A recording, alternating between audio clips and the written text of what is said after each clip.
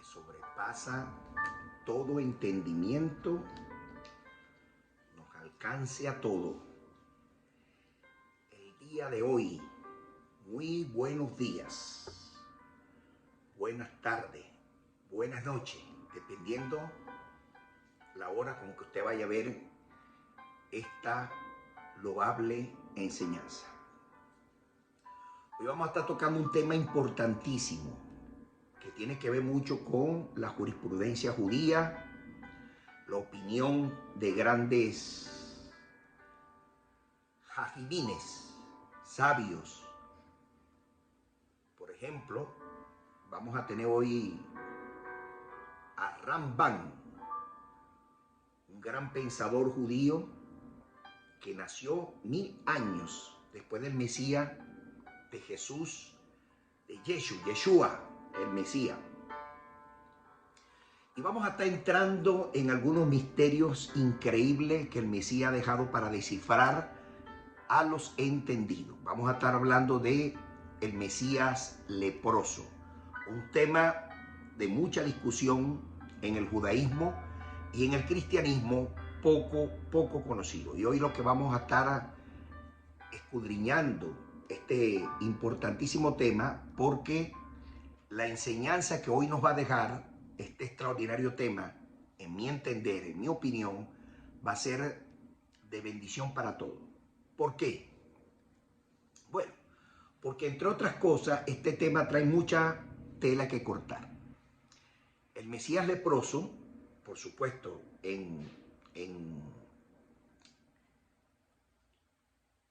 para los oráculos, voy a tratar de encajar bien este tema. Para los oráculos es importantísimo. ¿Por qué?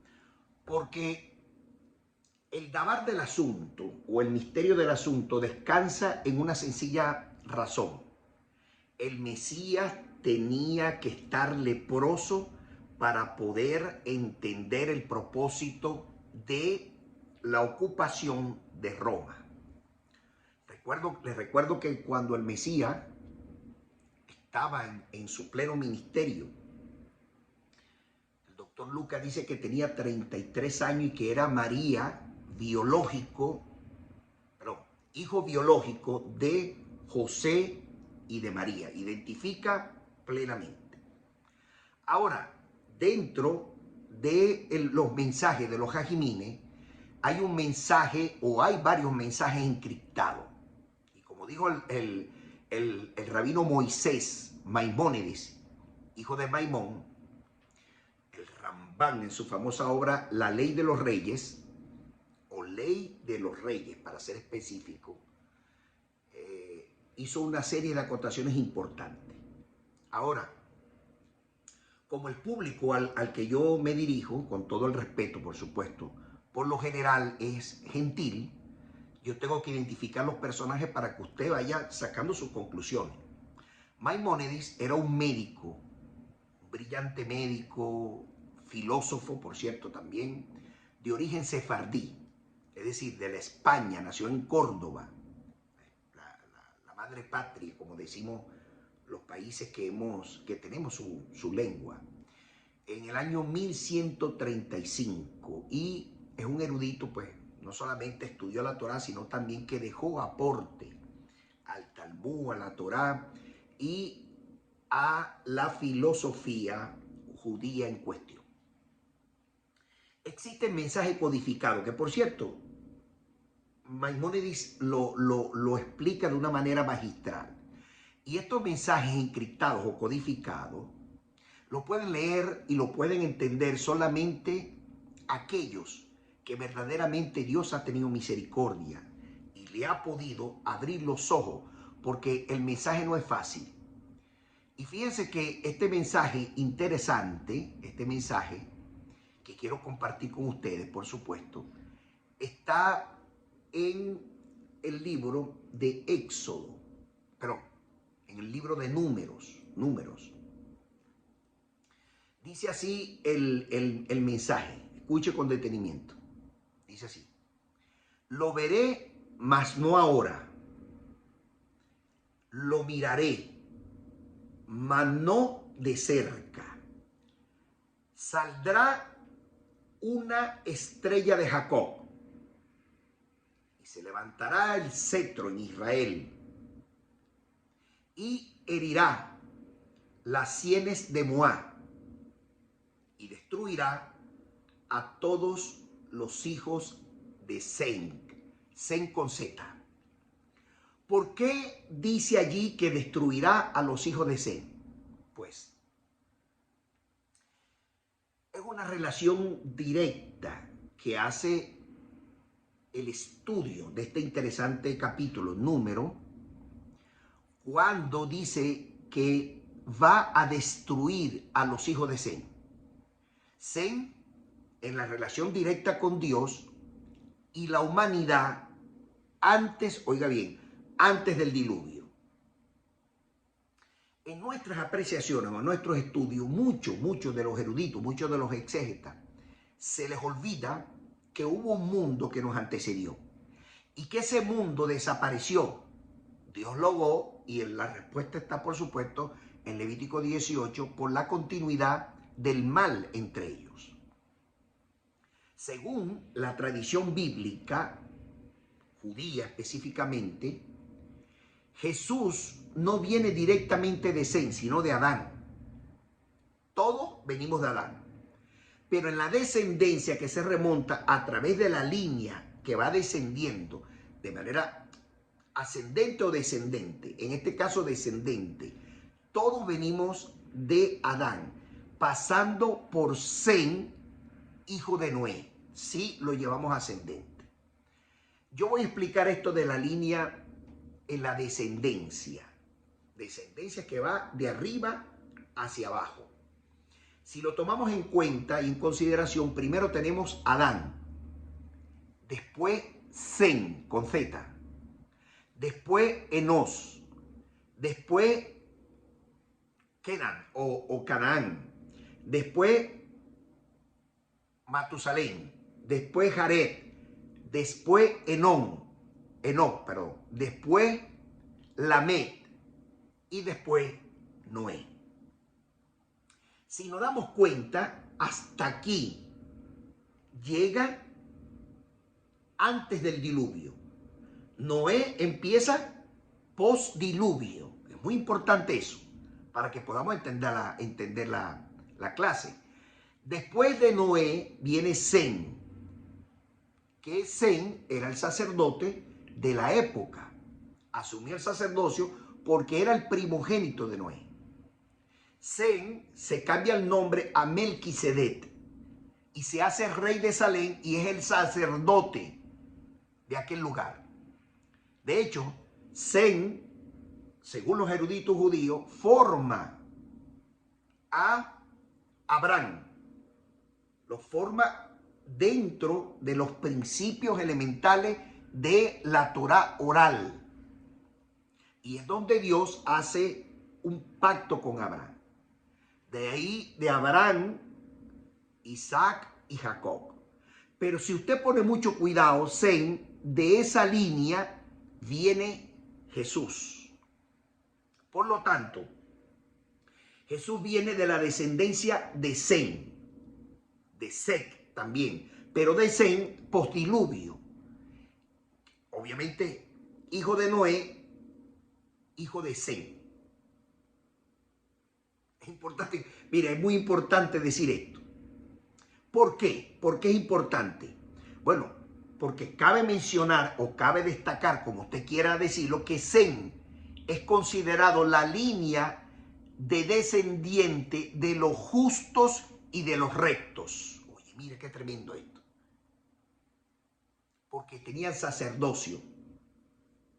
Y el sacerdocio de Sem, que era Melquisedec, y eso ya está más que corroborado, en las cuevas del Qumran se consiguieron los rollos y explicó el gran Dabar, que muchos no lo sabíamos, después del año 47, 48, 49, 50 hasta nuestra época, pues los eruditos han hecho lo propio, sacar toda la información que estaban en los rollos. Y hoy lo sabemos a través de la arqueología. De manera que Sem, como Melquisedec, que son la misma persona, determinan que eran justos y rectos delante de los ojos de Dios. En contraste, por supuesto, con la descendencia de Caín, que la Biblia lo considera la descendencia maldita. Es decir, Jesús, nuestro Mesías, viene de la descendencia de Sem. Y esa es la razón postdiluvio que número 24:7 habla perfectamente de esto. Pero lo voy a explicar en las palabras del Rambán, es decir, de Maimónides. Fíjense lo que dice Maimónides. Lo veré, pero no ahora. Y dice Maimónides que hace mención allí de David, del rey David. Después dice, lo veré, pero no cerca. Hace mención del rey Mesías, es decir, de Jesús. Una estrella saldrá de Jacob, es decir, David. Porque de la descendencia de Jacob viene David. ¿Por la línea de quién? De Judá, hijo de Jacob. Que esta es la descendencia de Judá, de donde viene el Mesías. Un cetro, habla aquí Maimónides, poderoso, poderoso. Se levantará en Israel, es decir, un reino, el rey Mesías. Herirá las frentes de los moabitas, el rey David, que fue que los venció a los moabitas. Que por cierto, los moabitas viene de la mezcla, tristemente, del incesto de Lot con sus hijas. Y destruirá, dice aquí, a todos los hijos de Sem, es decir, el rey Mesías. ¿Por qué? Porque esa descendencia postdiluvio pasó, perimió, antes del diluvio feneció. La postdiluvio es la que va a permanecer y que efectivamente de allí viene el rey Mesías. Y eso lo dice uno de los eruditos más grandes que ha considerado Israel. Lo que en consecuencia tiene perfecta sincronización con Jesús como Mesías. Mire, para poder entender esto tenemos que definir primeramente el alma. ¿Qué es el alma? Para poder entender el propósito divino del Eterno, de Yohei Bajei. ¿Por qué Dios primeramente crea las almas para después insuflarla en los cuerpos correspondientes? ¿De cada uno de quién? De los escogidos, de los elegidos. Y si no entendemos qué significa alma en el judaísmo y en el cristianismo, que tampoco he entendido, no vamos a poder descifrar los códigos encriptados. El alma es entendible. En el cristianismo es muy complejo, pero en el judaísmo el alma está bien definida. Yo te voy a presentar a continuación los conceptos que manejan en el judaísmo desde la perspectiva de su creencia con relación al alma. Dicen los judíos que el alma tiene 4 componentes. El judaísmo cree que el cuerpo humano tiene 4 componentes. La primera se refiere al alma, evidentemente, que ellos dicen que es la fuerza vital y el ánimo, el espíritu que le da ánimo al cuerpo. Nefest, así le dicen ellos. Después dicen el roaj, que es el espíritu que respira, es decir, el aliento de vida que sopla Dios sobre cada uno de nosotros. Después viene la neshama, que se refiere a la chispa de vida, la chispa divina del Eterno. Cuando el alma, cuando hay contacto del semen, oiga esto, del semen, y perfora el óvulo y concibe el nuevo nacimiento, hay una chispa que se dispara ahí. Por cierto, Los médicos de hoy en día efectivamente dicen que es luz que se dispara, la chispa divina. Desde la concepción del óvulo con el semen, esa chispa divina que todo ser humano tiene en nuestro cuerpo. Desde ese momento hay conciencia en esa criatura que se está concibiendo.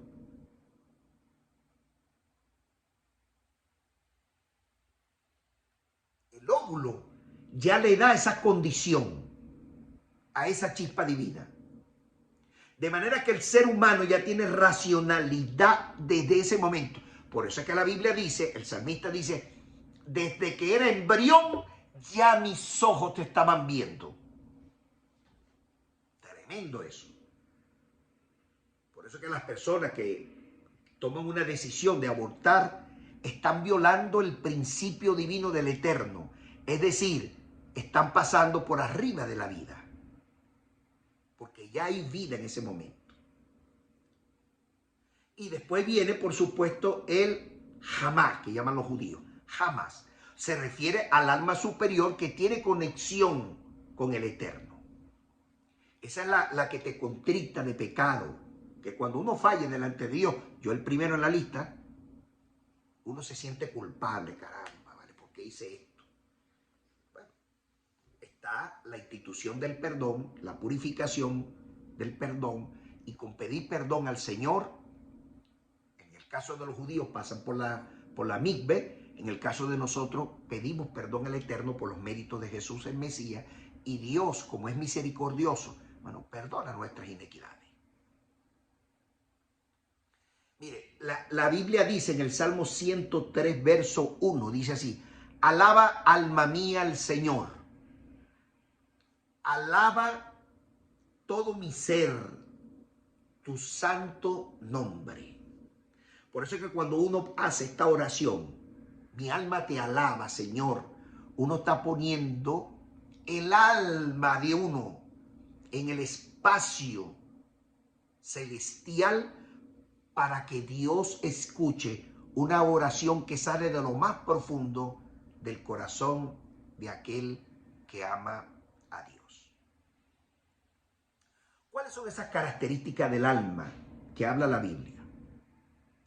Yo estoy hablando desde la perspectiva del judaísmo, porque es donde hay conceptos inequívocos, conceptos que vienen de generación en generación, que tienen 5.785 años, que no lo vamos a conseguir tristemente en el cristianismo, porque no hay asentamiento, porque Dios le dio a custodio la Torá y las exégesis, que es lo que carece ahorita el cristianismo. Hay más adivinación que otra cosa. La academia dentro del cristianismo se ha perdido. Las escuelas dominicales están extraviadas. Los exégetas dentro del cristianismo, bien gracias, le han puesto más cuidado a las adivinaciones, entre paréntesis, diques profetas, que lo que son es agoreros. Bueno, le han dado más importancia a eso que hacerle exégesis a la palabra, porque en el cristianismo usted busca estudios bíblicos serios y son pocos.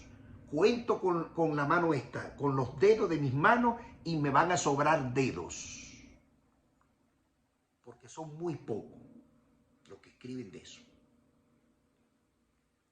Desde la perspectiva del judaísmo, el alma es inmortal. El alma no muere.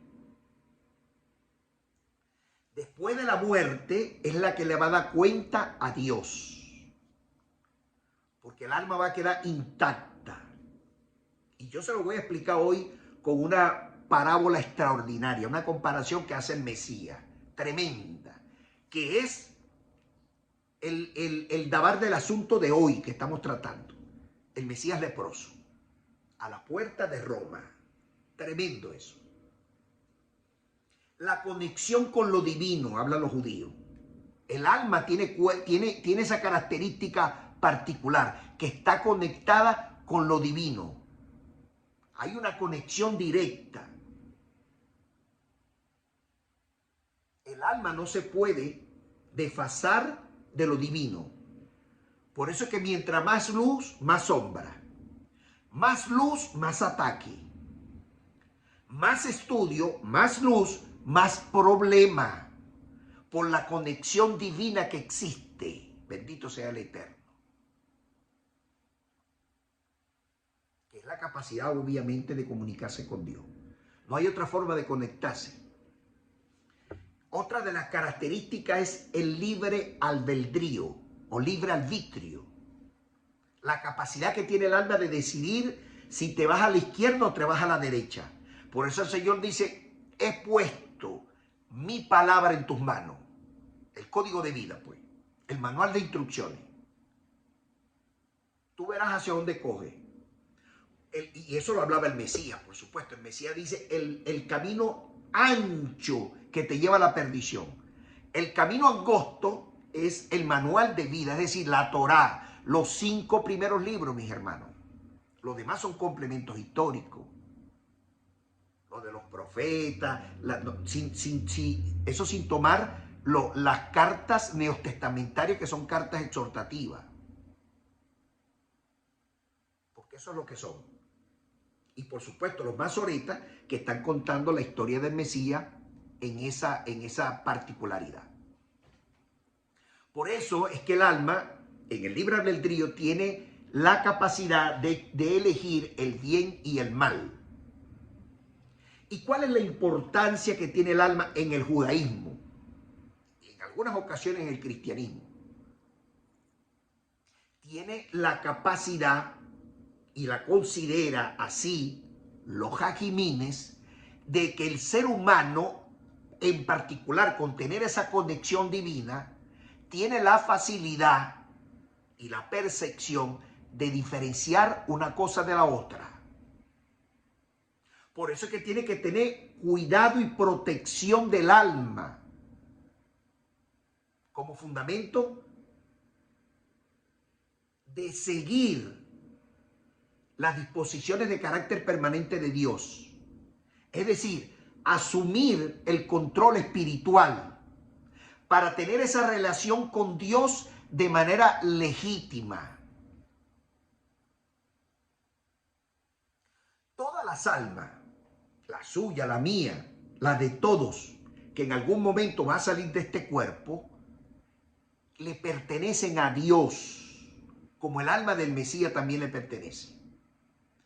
Todas las almas de la tierra, inclusive de los que nos antecedieron, que murieron primero que nosotros, son de Hashem. Es decir, son de Yohei Bahei. Por eso es que la palabra dice, en la Biblia dice, mías son las almas. En el libro de Ezequiel, en el capítulo 18, verso 4, usted puede conseguir esta respuesta. Y también en Ezequiel 33, 8. Dios decide a quién va a insuflar y quién va a nacer, quién va a morir y quién va a vivir. Porque de Él son las almas. Usted que está escuchando este mensaje está vivo porque es la voluntad de Dios que esté vivo.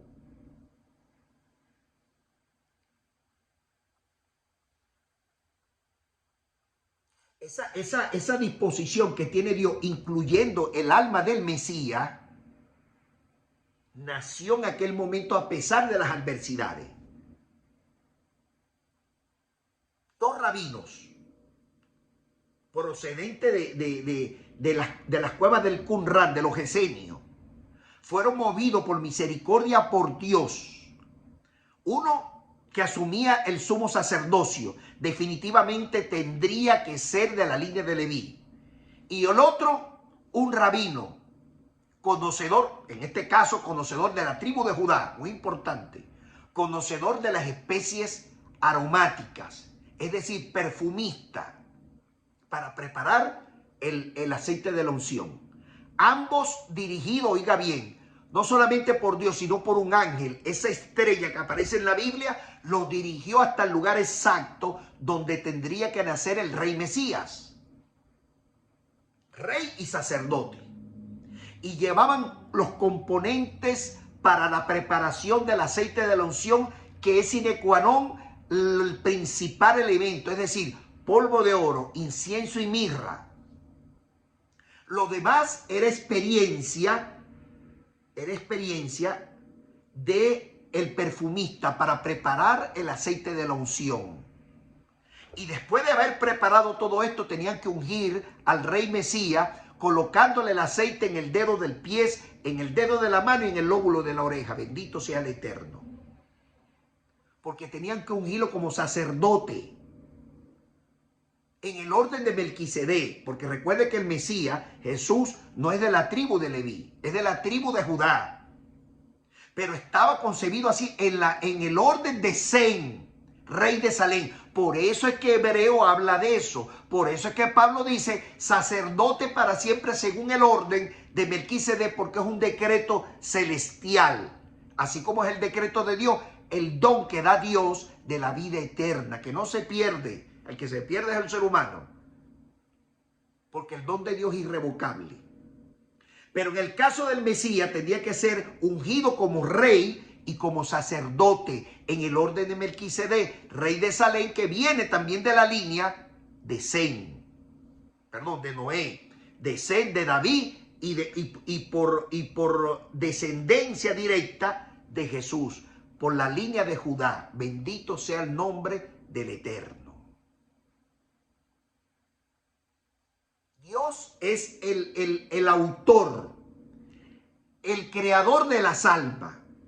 Antes de que todo esto fuera lo que es, Dios diseñó las almas, incluso el alma del Mesías, que estaba totalmente purificada, sin pecado. Y fue insuflada ese día en el nacimiento del Mesías, por voluntad de Dios, el soplo de vida. Y allí insufló el alma. Y el Mesías al nacer le faltaba el complemento. ¿Cuál era el complemento? La unción del aceite que es consagrado únicamente por Dios. Antes de que ese aceite fuera impuesto por esos dos sacerdotes, ya Dios había ungido el aceite. Bendito sea el Eterno. Porque dice el procedimiento que lo ponían en el lugar santísimo y Dios hacía el resto. Después de la unción de eso, tendrían que destruir el aceite, esconderlo, después de su destrucción, que nadie supiera dónde estaba, porque nadie más podía ser ungido con ese aceite, so pena de muerte, no solamente para los sacerdotes, sino también a que se le ungía. Bendito sea el Eterno. Eso está en Éxodo.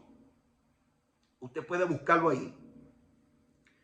Mira, te voy a dar unos tics, te voy a regalar algunas derivaciones que vienen del Talmud judío, la jurisprudencia judía, que de allí viene todo esto. Según el Talmud, en el Sanedrín 98a, el Mesías fue creado antes de la creación del mundo. Ahí está la respuesta. La Biblia no te lo dice, pero te lo dice el complemento. Es decir, todas las jurisprudencias judías son como la jurisprudencia que tienen los abogados en la Corte Suprema de Justicia. La Constitución tiene un artículo, se me ocurre, artículo 51, pero los legisladores tienen que legislar y hacer jurisprudencia para poder entender eso. Igualmente aplica para la Biblia. De manera que en el Sanedrín 98a se explica claramente que el Mesías fue creado antes que Dios fundara el mundo entero. Por eso es que es parte de la esencia divina, de la chispa de la vida. La chispa divina es el Mesías primeramente, porque tenía que ser primogénito en todo. Inclusive la primera alma creada fue la del Mesías. Bendito sea el Eterno. Y obviamente fue enviada a este mundo con el fin de redimir no solamente al pueblo hebreo, sino también al mundo entero por añadidura. Es decir, a la humanidad. Por eso la naturaleza del Mesías, la identidad espiritual, trasciende la naturaleza humana, según el Talmud, dice el Talmud Yoma 39a, que el alma del Mesías, supera, trasciende, va por encima de toda la condición de la naturaleza humana. Bendito sea Dios. Esa alma sin pecado, hermano, pura, capaz de percibir la verdad divina en todos sus escenarios. Por eso era que descifraba los códigos escondidos. Todo lo encriptado de la palabra la volvía inmediatamente entendible a todo aquel que le escuchara. 14 mandamientos tiene Éxodo, se los llevó a 2. Ama a Dios con toda tu mente y con todo tu corazón, y al prójimo como a ti mismo. De aquí se desprende toda la ley y los profetas. Oye, qué tremendo, eso es una sabiduría que solamente el Mesías podía tenerla.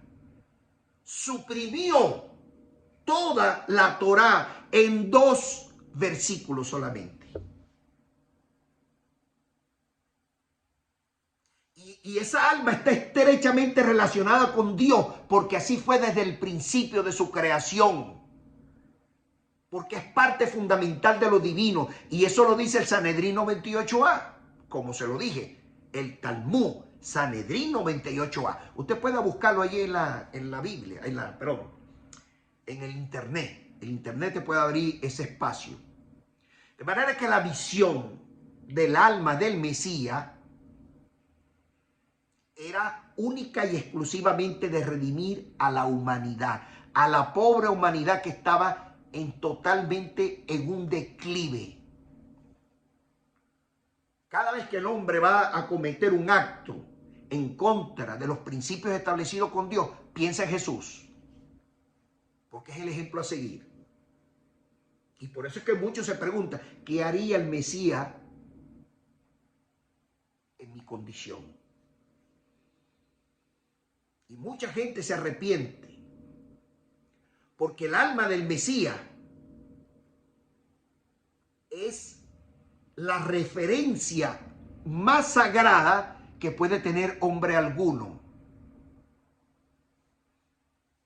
Tremendo. Mire, la sabiduría, la justicia, la compasión, la misericordia, todos esos son atributos que el Mesías tenía dentro de su alma. La rectitud, la justicia, justo delante de Dios, perfecto en todos sus caminos, apartado del mal en todo sentido. Era una alma vivificante la que tenía el Mesías. Que la hemos hecho en el cristianismo multifacética es otra cosa. Pero cuando uno la interpreta según la tradición hebrea, uno empieza a concebir unas ideas concretas en lo que el Mesías respecta. Ahora, ¿por qué dicen los jajimines, los sabios, como Maimónides, por ejemplo, entre otros excelentísimos sabios? ¿Por qué el rabino dice que el Mesías tenía que ser leproso? Porque precisamente descansa en Isaías 53. Yo estuve leyendo por allí, en una cábala, bueno, en la cábala, para ser honesto, las tradiciones, particularmente del rol del Mesías, y los rabinos, por ejemplo, el rabino Isaac Luria, un rabino extraordinario que me atrapa cómo este rabino estudia la palabra y hace unas comparaciones tremendas. Nacido en 1534 hasta 1572. Un destacado cabalista sefardí, español también, por cierto. En su obra La puerta de las transgresiones, llega a describir al Mesías como leproso, la figura que sufre y se sacrifica por toda la humanidad. Wow, yo cuando estuve leyendo esto, yo dije, excelente. Ahora, ¿el Mesías tenía lepra como los leprosos de la época? No. Pero por sus heridas, por sus llagas, por su constancia, por su perseverancia, nosotros fuimos sanados. Hay otro rabino, el rabino Nahman de Breslov, 1772-1810. Un cabalista ucraniano, de Ucrania, que por cierto está en guerra. Este era un hombre extraordinario. La obra de él se llama Enseñanza de nuestro Maestro.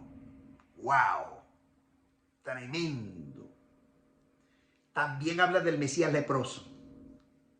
También lo lleva a esa figura que se sacrifica por la humanidad y sufre por redimir a Israel. Isaías 53. Ahora, existen unos rabinos por allí que son ultraortodoxos que dicen que no es Jesús el siervo sufriente, sino que es el pueblo de Israel. Dijera siervos sufrientes, pero habla en particular de un hombre. Y no hay que ser un erudito para poderse dar cuenta que es el Mesías. Que ese Mesías leproso del judaísmo, que interpreta varias opiniones en la interpretación exegética de Isaías 53, particularmente del verso 4, que dice que por nuestras enfermedades, que soporta nuestros dolores, efectivamente estamos hablando de un solo hombre que se hizo leproso por nosotros, por la humanidad. No solamente por el pueblo judío, sino por la humanidad, porque por sus llagas nosotros fuimos sanados. Por sus heridas fuimos sanados. Algunos interpretan esto de una manera muy errónea. Y muchos creen, como yo lo creo, que cuando habla de lepra aquí, habla de las heridas profundas que sufrió con el látigo de Roma. Es decir, con el flagio, que cada vez que pegaba ese instrumento que estaba lleno de huesos, inclusive de hierro, que cuando tocaba la piel arrancaba dermis y epidermis. Dicen los eruditos que Jesús quedó sin piel, básicamente. Le volaron la nariz, quedaban nada más los dos hoyitos ahí, los huequitos, los labios prácticamente fueron lacerados. Por eso es que todo el mundo volteaba el rostro de la paliza que le dieron a ese cuerpo. A eso es que se refieren los sabios. Miren lo que dice Números 12, 10 y 12. En este pasaje que está aquí, describe a Miriam, la hermana de Moisés, que cuando se puso con algunas situaciones en contra de su hermano Moisés, le salió lepra por cuestionar la autoridad de Moisés, por haberse casado precisamente porque se buscó una mujer que era morena. Esa era la situación y a ella no le gustaba. Y muchos interpretan este pasaje como que también sufría de lepra el Mesías por esta razón, cosa que cae de pleno derecho, cae en un vacío, porque eso es imposible. Lo más cercano es el sufrimiento del Mesías antes de llegar a la cruz. Por eso es que en el Sanedrino 28a, en ese texto, menciona que el Mesías iba a sufrir por lepra. Es decir, la jurisprudencia judía del Talmud en el Sanedrino 28a describe categóricamente, inequívocamente, que el Mesías tenía que sufrir por parte del pueblo. Porque por sus heridas nosotros íbamos a ser sanados.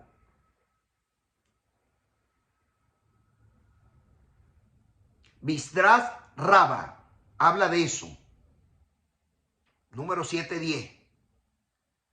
Que este texto describe la enfermedad del Mesías que después será curado. Es decir, en la resurrección, que el único resucitado entre los muertos es el Mesías. Bendito sea el Eterno. Y hay muchas simbologías de la lepra. Hablan de pecado, hablan de la lepra también de Job, por ejemplo. Que cuando Job dice la enfermedad de mi piel, pero esta piel será restaurada después de mi sufrimiento, porque estaba hablando de la resurrección entre los muertos, porque allí nombra el Mesías futuro, porque el Mesías va a salir a resucitar a todos los muertos, por orden de Dios. Muy importante. El que resucita es Dios, pero el Mesías llevará la orden.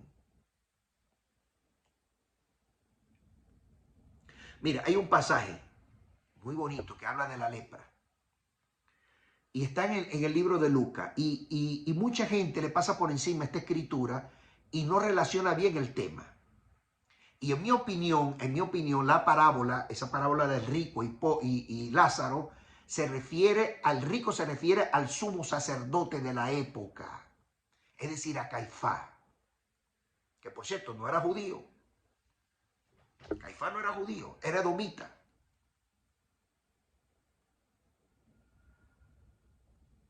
Ahí, en esos sacrificios que se estaban haciendo en esa época, no eran válidos. ¿Por qué? Porque no estaba la línea que Dios había ordenado que fuera perpetua, es decir, los levitas. Allí tenía que estar un levita. El último levita que ministró el templo en los tiempos de Jesús fue el papá de Juan el Bautista. Levita. Que por cierto lo mandó a matar Herodes el Grande entre el templo y el altar. Allí quedó su cuerpo. Por eso es que agarran a Juan y se lo llevan a las cuevas, lo esconden desde niño y sale después de adulto porque es un misterio, y eso lo puede leer usted en la cueva número 4 de las cuevas del Qumran, está en internet a la altura suya, donde hay un misterio tremendo, hay un dabar tremendo allí. Hay un mensaje encriptado donde habla del maestro de justicia. Y hay características particulares para Jesús. Y hay particularidad con relación a Vanus, que es Juan el Bautista. Pero si usted tiene que leer, tiene que preocuparse, si quiere saber el dabar del asunto, si quiere saber los misterios que están encriptados en la Biblia, usted tiene que buscar información. Y la información está en el pueblo judío. Por eso el Mesías decía, boguen mar adentro, busquen mar adentro, pasen el otro lado del Jordán para que puedan saber las enseñanzas y los misterios que están allí constituidos. Bendito sea el Eterno. Yo quiero leer este pasaje junto con ustedes, que dice Lucas allí, y que a mi entender, este pasaje del rico y Lázaro, evidentemente el rico era el sumo sacerdote de la época, ¿verdad? El rico y Lázaro. Insisto, el rico era el sumo sacerdote y Lázaro era el Mesías mismo. Le estaba enviando un mensaje encriptado a la gente. Por eso es que en Números, dice Maimónides, lo veo pero de lejos, porque la gente no le ponía cuidado a las parábolas del Mesías. Por eso él decía parábolas y después llamaba a sus discípulos y le decía, ellos no me van a entender, pero ustedes sí me van a entender porque yo se lo voy a explicar. En este caso en particular del rico y Lázaro, Lázaro no era una persona, era una posición de él que se había puesto como un leproso. El Mesías leproso. Y cuando habla de los perros le lamían, aún los perros le lamían las llagas, estaba hablando de los no judíos, que creen más en el Mesías que mucha gente del pueblo de Israel, pero afortunadamente Dios está haciendo algo extraordinario. El Mesías cada día es más aceptado por los ultraortodoxos, por los ortodoxos y por todos los movimientos judíos. Vamos a leer la parábola. Vamos a leer la parábola. La parábola está escrita en Lucas 16, 19. Cuando dice un hombre rico que vestía de púrpura y de lino fino, y hacía cada día banquete con esplendidez. Los únicos que pueden vestir de púrpura y de lino son los sumos sacerdotes. Y en esa época el sumo sacerdote era Caifás, en el tiempo de Jesús. Y esta parábola fue dicha para que llegara a sus oídos, porque hacía banquete por la corrupción que había ahí cada día, y vivía espléndido, que vestía elegante, y por eso es que el Mesías los interpelaba y le decía: por fuera están hermosos, espléndidos, pero por dentro están llenos de huesos secos y muerte. Porque el mensaje era para ellos.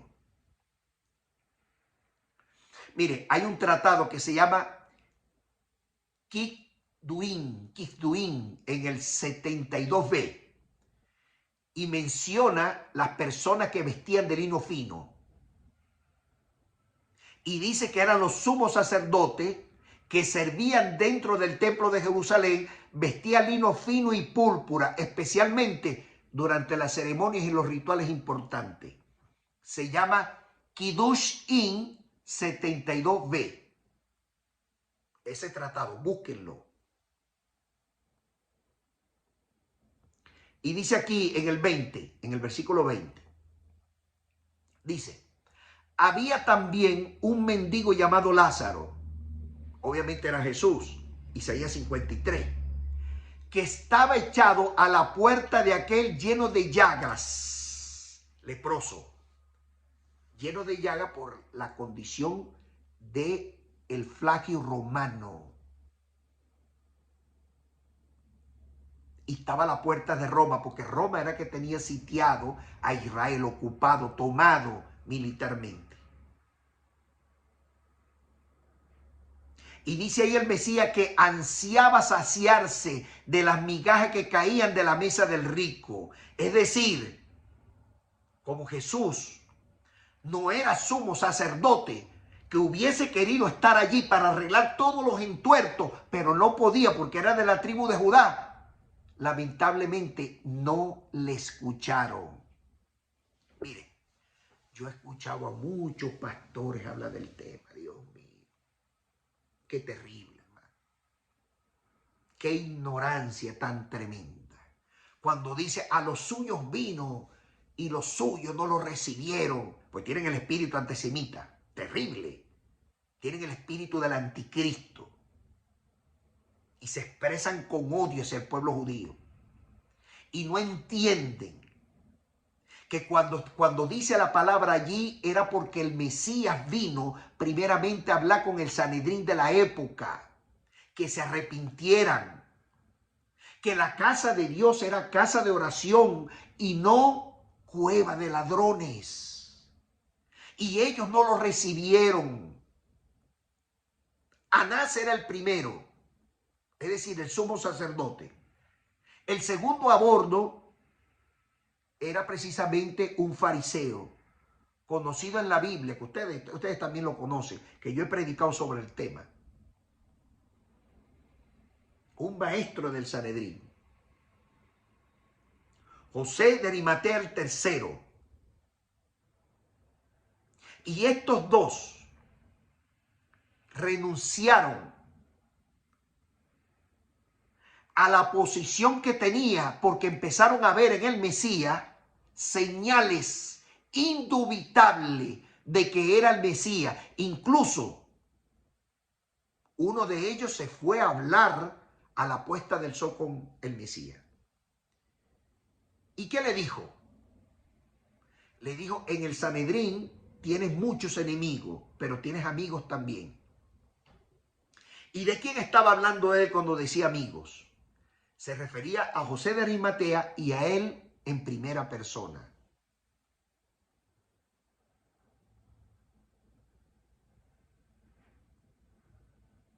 Y por esa posición que tenían parcializado hacia el Mesías, fueron expulsados del Sanedrín.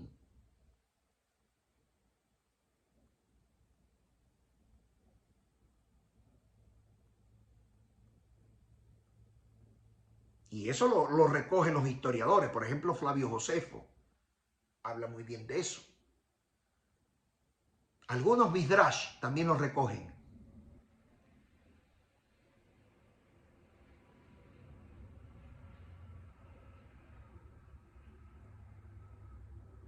Después, más adelante, fueron tristemente quemados, vivos,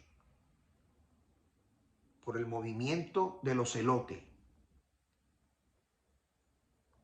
Inspirado, financiado por parte del Sanedrín, de los saduceos más radicales y recalcitrantes de la época, porque creían que iban a tomar el poder y que iban a expulsar de allí a los romanos, cosa que no les salió muy bien, porque tristemente, después de unos años, hasta el templo, el segundo templo, fue destruido por parte del general Vespasiano, por orden del general Vespasiano. De manera que Nicodemos, que es el personaje que le estoy hablando, el segundo a bordo, y el tercero, José de Arimatea, fueron expulsados precisamente por esa posición.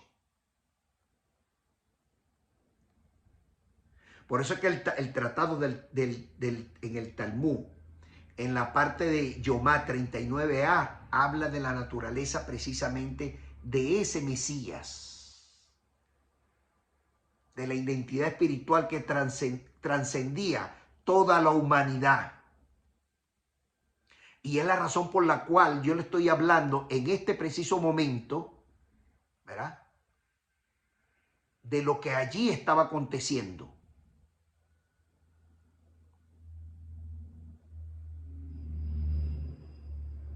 Mire lo que dice aquí en el versículo 20.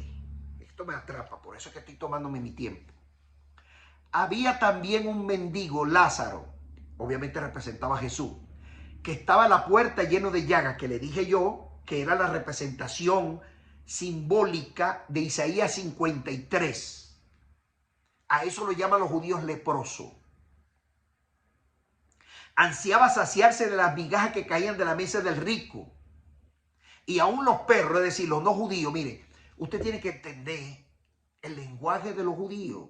Los judíos le decían perro a los no judíos. Y eso viene desde el tiempo de Jacob. Jacob le llamaba devoradores de la carne a los que no obedecían al Dios de Israel. Isaac, Abraham también utilizó esos términos. Venían y le lamían las llagas. Mira, hay un pasaje de la mujer cananea en Mateo 15, creo que es el 27 o 28, no recuerdo muy bien. Pero allí habla de esta mujer cananea que llegó a decirle al Señor, al Mesías, Adoní, no Adonai, Adoní, le dijo: Señor, yo quiero de esa palabra que tú estás dando. La Torá fue la que descendió del cielo. Y el Mesías dice: no puedo darte de esta sabiduría porque esto es nada más para los judíos. Y ella le dijo: aún las migajas que caen de allí, yo quiero comer de eso. No se refería a pan de comer.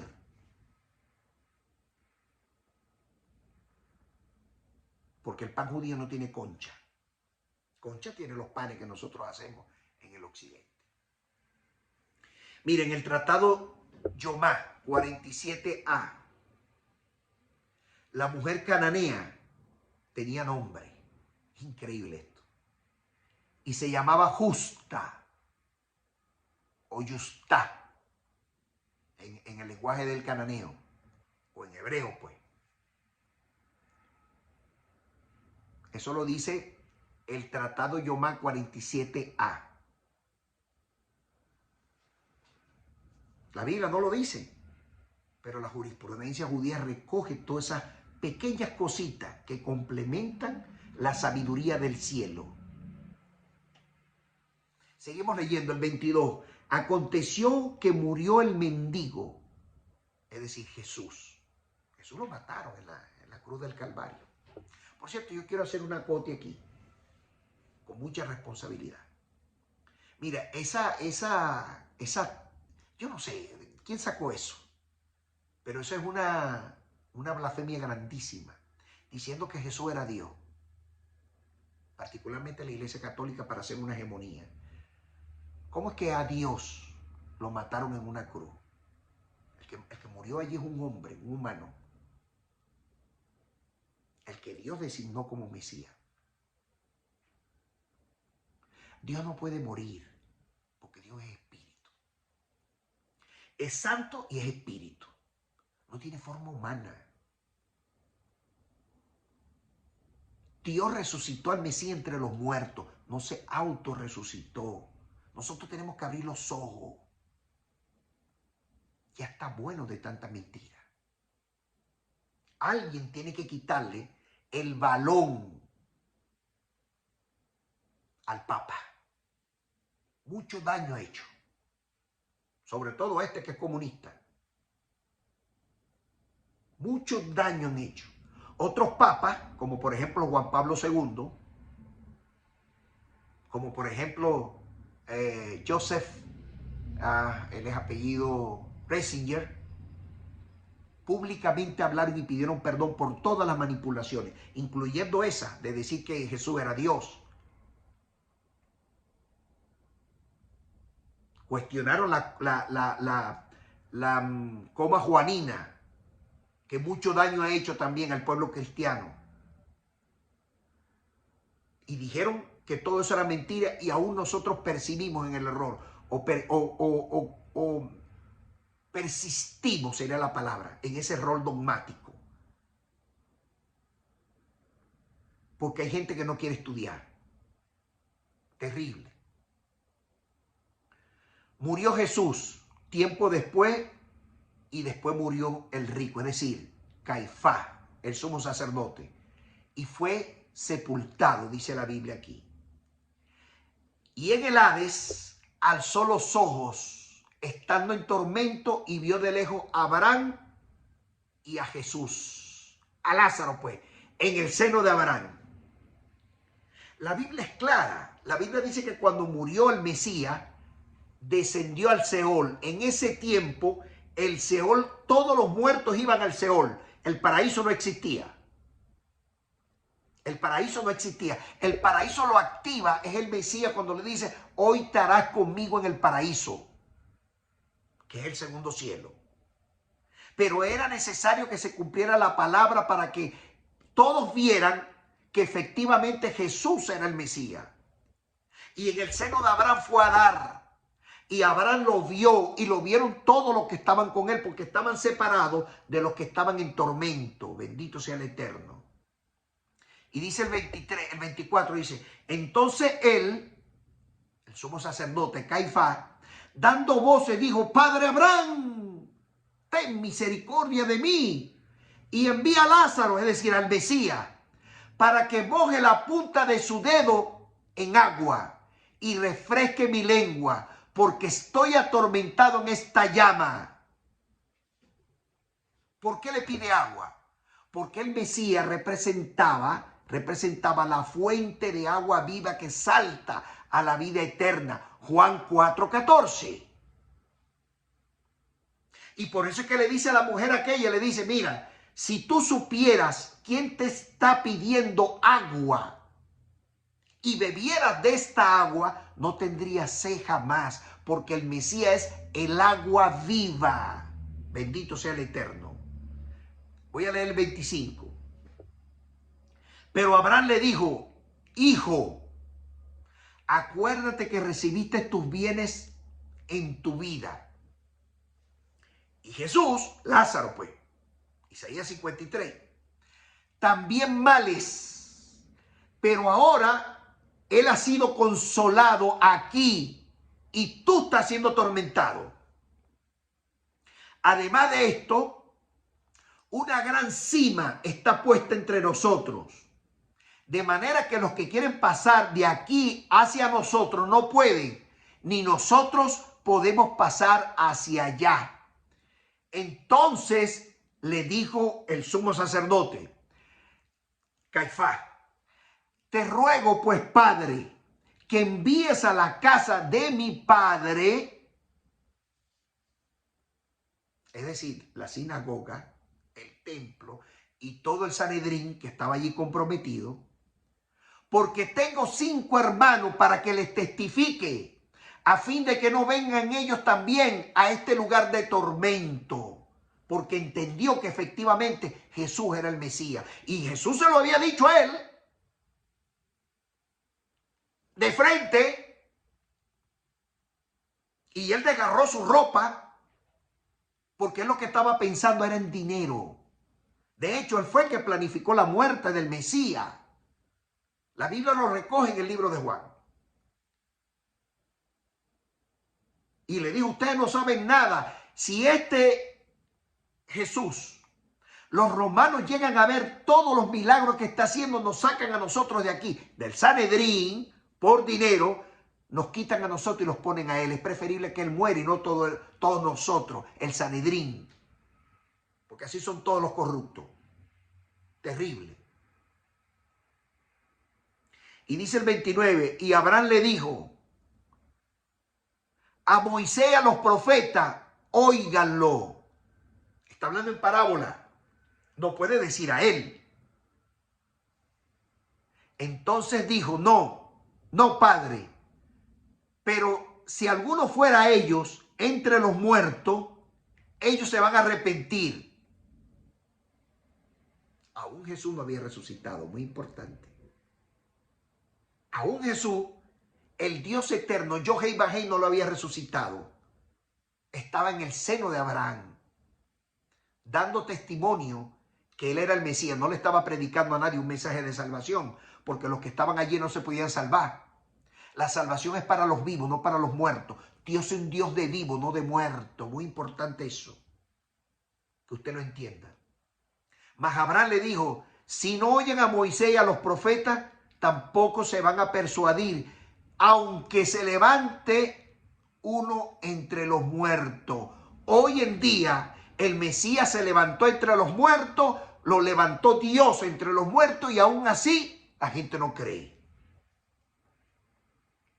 Abraham tenía razón. Terrible, esto no es fácil. No es fácil. Mire, a mí me llamó una persona por ahí que yo estimo mucho, un superior de las Fuerzas Armadas, y me preguntó, Jorge, el cuerpo del Mesías apareció. Y yo le dije estas palabras, ¿tú crees que con tanta arqueología que hay, tanta gente buscando el cuerpo del Mesías, tú crees que si no hubiese aparecido, ya no se lo hubiesen presentado al mundo para hacer del Mesías una burla, como todos ellos, porque le encanta burlarse del Mesías? Ya lo hubieran hecho. Pero no van a encontrar el cuerpo, porque el cuerpo fue glorificado. Cuando Dios lo levantó, le puso un nuevo cuerpo. Y los dos de Emao, que iban camino a Emao, se dieron cuenta posteriormente, cuando estaban comiendo, que rompió el pan el Mesías. Abrió el pan, le dio de comer y desapareció delante de sus ojos, porque era un cuerpo nuevo. Ellos vieron el antes, el durante y el después de la muerte del Mesías. El cuerpo del Mesías no va a aparecer, porque fue resucitado. Y los centuriones que estaban allí, que estaban de guardia, no pudieron verlo, porque una vez resucitado por parte de Dios, el cuerpo glorificado pasa por arriba de las piedras, entre las piedras, y no hay novedad. Por la condición del alma del Mesías, que trasciende toda la humanidad, entienda la razón de las palabras de Dios. Y esa es la razón por la cual cuando el Mesías se le apareció a los discípulos, le dijo, pasa a vosotros. No tocó la puerta, sino que su cuerpo, como puro, como un cuerpo glorificado, puede pasar por las puertas, venir, hacer, viajar a la velocidad de la luz, y no hay novedad. Esa es la razón de base. Bendito sea Dios. Yo quiero seguir leyendo aquí el pasaje, ¿no? El pasaje donde habíamos quedado, que es interesante, porque aquí esta gente aún así, levantado el Mesías entre los muertos por la voluntad de Dios, nadie cree. Nadie cree. Mire lo que dice Isaías 53. Leo lo que dice acá. Isaías 53, 5. 4 y 5. Fue herido por nuestras transgresiones, molido por nuestras iniquidades. El castigo de la paz fue sobre él, y por sus llagas, o por sus heridas, aquí donde dicen los judíos que tenía lepra, los sabios, nosotros fuimos curados.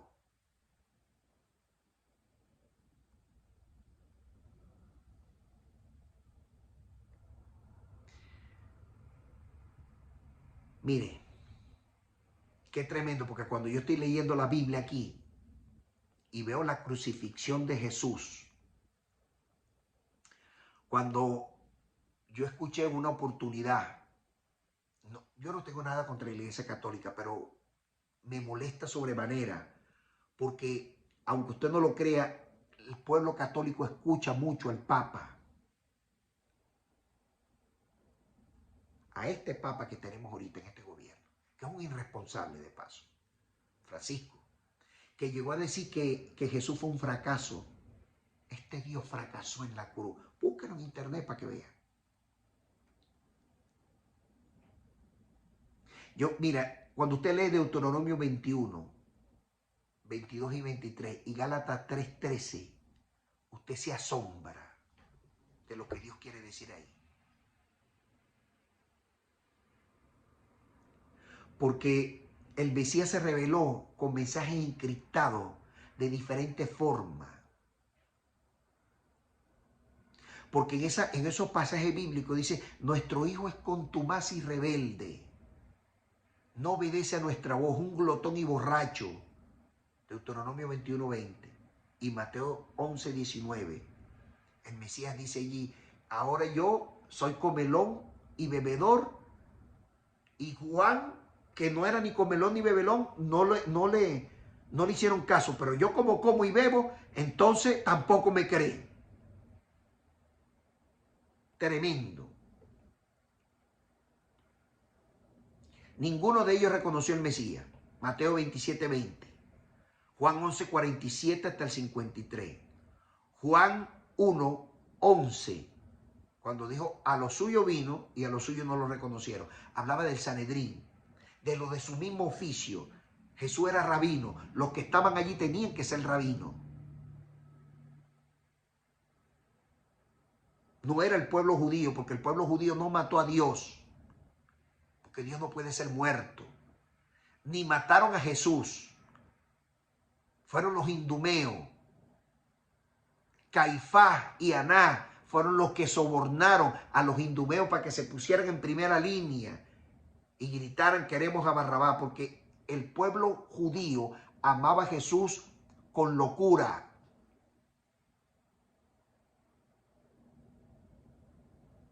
Porque donde estaba Jesús había muchísima gente siguiéndolo.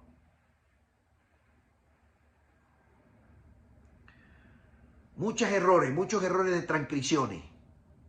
Muchos errores. Por ejemplo, en Isaías 9:6, mire lo que dice aquí el reinado del Mesías y los títulos de la realeza, y con esto estoy que cierro. Dice, porque un niño nos es nacido, hijo nos es dado, el principado sobre sus hombros. Pero tenía que ser, obviamente, tenía que ser el primogénito. Los primogénitos son príncipes, el Mesías. Dice aquí, y se llamará su nombre admirable, consejero, Dios fuerte, Padre eterno y príncipe de paz. Mire, Reina Valera tiene tantos errores con intención que este es un problema que tenemos. Porque las otras Biblias no dicen esto. Y se llamará su nombre, no dice eso. Dice, y los pueblos gentiles le llamarán. Los pueblos no judíos le llamarán admirable, consejero, Dios fuerte, Padre eterno y príncipe de paz. Mire lo que dice, por ejemplo, Dios habla hoy. Dice, y le darán estos nombres: admirable en sus planes, Dios invencible, Padre eterno y príncipe de paz. Y está hablando de gentiles, no está hablando de judíos. Nueva Biblia, la versión Nueva Biblia, dice así: estos serán sus títulos de realeza. Los títulos que le pondrán los pueblos, no el pueblo de Israel. Porque el pueblo de Israel está claro que tenía que ser el Mesías. Uno no está claro, pero la gran mayoría claro. Nueva traducción viviente dice: y será llamado consejero maravilloso, Dios poderoso, Padre eterno, príncipe de paz. Los pueblos. Nueva versión internacional: y se le dará estos nombres al Mesías: consejero admirable, Dios fuerte, Padre eterno, príncipe de paz. Nueva versión internacional Castilán dice: y se le darán estos nombres. Hay una Biblia que se llama Palabra de Dios para Todo. Dice: y se le dará y le será puesto estos nombres. Traducción lenguaje actual dice: y se le darán estos nombres: consejero admirable, Dios invencible, príncipe de paz. Isaías 7:14 dice: y se llamará su nombre Emmanuel.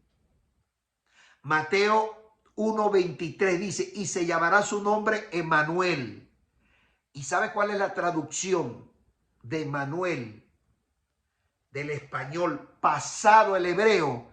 Dice Elohim Bininu, que significa Dios entre nosotros, no Dios con nosotros, porque cambia totalmente. Dios entre nosotros, porque el Mesías representaba a Dios en toda la esencia de la divinidad. En resumen, Jesús era el Mesías indudablemente. Por sus llagas, por sus lepras fuimos sanados indudablemente. Jesús representa Isaías 53 indudablemente. Las lepras de Jesús eran las llagas de Jesús indudablemente. Jesús representaba a aquel hombre llagoso llamado Lázaro indudablemente. ¿A quién representaba el sumo sacerdote en la época? A Caifás, por contumaz, indudablemente. ¿Qué más pruebas queremos nosotros? Cuando te he leído casi toda la jurisprudencia que hablan de entorno, te cité uno de los más conocidos sabios rabinos que demuestra fehacientemente las condiciones sine qua non del Mesías. Y no solamente la comparamos con la Biblia, sino también que citamos algunas cartas masoretas que están en lo que llaman en el occidente el Nuevo Testamento, y al unirlo todo nos da inequívocamente que Jesús es el Mesías prometido, porque ha cumplido con todo el estamento, con todos los mensajes encriptados, y nos ha dicho fehacientemente: yo soy el Mesías. Por eso le digo a Pablo: ¿a quién persigues, Saulo? Eres tú que me persigues a mí. Yo soy Yeshua Hamashiach, a quien tú persigues. Todavía en el pueblo judío hay gente persiguiendo al Mesías y no han querido abrir sus ojos. Todavía hay gente en el pueblo gentil, en el mundo, que no ha querido aceptar a Jesús como el Mesías, y por eso tenemos este conflicto en el mundo.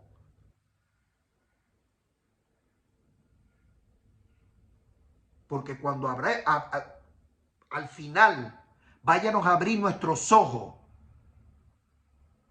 después de muerto, y veamos cómo vio en aquel momento traumático por demás el sumo sacerdote Caifás a Jesús, que representaba a Lázaro, y dice: dile a Lázaro que se moje el dedo y ven y lo ponga en mi lengua. Cuando aquí podemos saciarnos del agua, de la fuente divina de agua, de la vida eterna, que no habrá sed más nunca, jamás, si aceptamos que Jesús efectivamente es el Mesías y Dios sigue siendo Dios por encima de todas las cosas. Entonces seremos más que vencedores por medio de aquel, el Dios viviente, que nos amó primero, y por los méritos de Jesús, que bien se los ganó en la cruz del Calvario. Amado, he puesto una verdad en tus manos. Tú verás si esta verdad la agarras, la atesoras en tu corazón y la predicas. Ya basta de estar predicando basofia. Ya basta de estar predicando cosas que van en detrimento de la Biblia misma. Es hora de abrir los ojos y llamar las cosas por su nombre, conforme a la palabra de Dios y no conforme a los dogmas de los hombres. Porque hay gente que obedece más a los dogmas de los hombres por temor a quedar sin la iglesia.